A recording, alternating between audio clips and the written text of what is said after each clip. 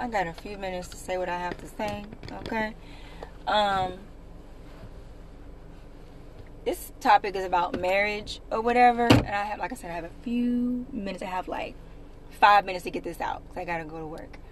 But I feel like sometimes some people may misinterpret me, and it is what it is. It's been happening my whole life. But when it comes to the thought or the idea of marriage, I'm not against marriage. I'm not against the institution of marriage. I'm not against getting married. I think marriage is a beautiful thing. It's a beautiful, wonderful, way to express love, to express commitment. It's a beautiful thing. But I think what I attack, or what I like to come against, is this popcorn mindset about marriage, where we will literally obsess over the thought of getting married as if getting married is going to fix all your problems. Like, if I just get married, then I'll be happy. If I just find the one, then I'll be happy. And it's like, if you have to find somebody in order to be happy, you really need to do some inner,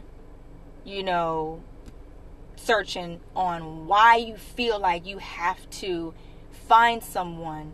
I'm talking about a human being. Find someone in order for you to be happy.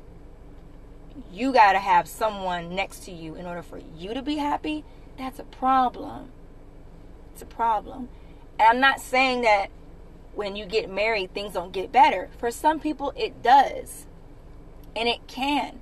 Some people have great experiences where their whole life has just made a 180. And then others, that's not the case. But a lot of times we will idolize those people who do have this wonderful experience with marriage, and then we think that our life has to look like them. But our life is our life.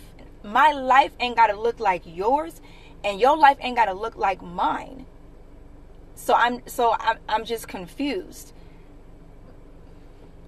So for me, I look at at this age, I look at marriage as a great investment. And I kind of compare it to buying a house. If you're not willing to take everything that comes with that house, don't buy it. If you're not going to be committed to going through what you have to go through with that house, when you purchase that house, don't buy it. A lot of times we will pick any old body because we are impatient and we just want to rub somebody's booty or rub on somebody's chest and feel that instant gratification in order to, feel happy. And like I said, when it comes to a house, anything can happen to a house, right? And even with buying a house, you're not going to know everything that's wrong with the house at first. As you live in the house, as you spend time with it, as storms come, as situations come, you're going to find that problems with the house will happen. That's just like being married. Now, yes, I'm not married and I've never been married, so I know people are like, well, you don't know what it means. But I have other people that I've seen in my life as a kind of example to kind of go by or whatever. You will marry someone and they will show you who they are, and some people won't show you everything. And then there are times where they may not even thought that they would act a certain way. But once again, same thing with a house. When storms come, and it could be a big old rainstorm that came in, and your house withstands the storm, but then after a certain time passes by, you see that there's a leak in the ceiling. You're like, well, where did this come from? It's the same thing with the person. People are penetratable. We are not God, okay? We are penetratable. We can break down. Hello. So when situations happen, even us, we think that we're strong and we think that we can handle certain things, but then when certain things happen, it really shows us, wow, that really took a toll on me. There's a lot of things that happen in life that affect you mentally, and psychologically, emotionally. So what ends up happening is people break down. Okay? This happens. Things like this happens. This person, when you first met them, was the most strongest person that you knew. But then something tragic or whatever happened in their life. And it doesn't even have to be tragic. It can just be little things here and there. And if that person is not really doing good maintenance on their spirit and on their mind and heart, then guess what? They're gonna break down. Okay? So once again, like a house, if you're gonna marry somebody, then you have to be willing to take everything that comes with that person. Now, I'm not encouraging people to stay with people who want to kill you. Okay? I'm trying to stab me. I mean, I love you, but I'm not trying to die. I'm not telling you to stay with somebody who's beating you. I'm not telling you to do that. But what I am saying is that stuff happens. I know this one story where this couple got married and literally, I think, recently after they got married, he ended up getting into an accident where he became paralyzed. He can't do anything without her assistance. I'm gonna be honest, that is not fun to have to. I work in the hospital. It is not fun to have to take care of people. Sometimes you get a great satisfaction from it sometimes, but it's not always fun. It's not a cakewalk. It's hard when someone they depend on you to take care of them, to wipe their butt. That's hard.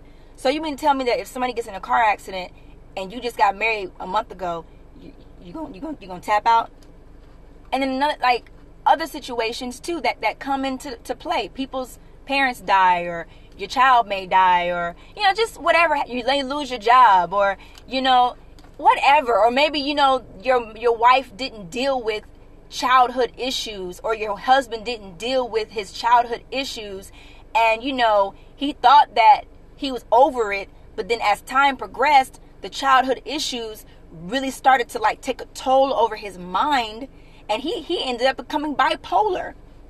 Stuff like this happens. And then we want to look at Instagram and look at Facebook and be like, oh, this is how marriage is supposed to look. Let me tell you something. When people show you their pictures on Instagram and Facebook, you are only getting a snapshot of their life. You are not getting the everyday wake up with stanky breath, boo-boo stinks, they don't take a bath for a week. You don't get that on Instagram and on Facebook, okay? You don't get the Dubai trips where they're looking cute and they're looking off into the distance. You're not gonna get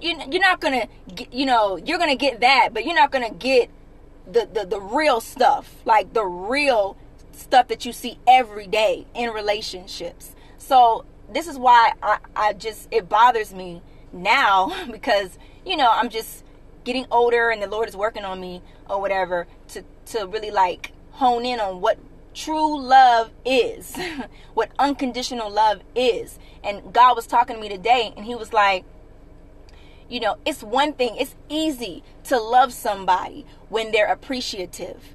It's easy to love somebody when they're grateful or when they're doing right. But he said, Nina, it's hard to love someone when they're being rude, when they're being difficult, and when they're not trying to receive your love. And he said, guess what? That's what I do for y'all every day. I love people who don't want to receive my love. I love people who, are difficult, and I still love them. And all I'm saying is, are you ready for that? Because that's real. That's real.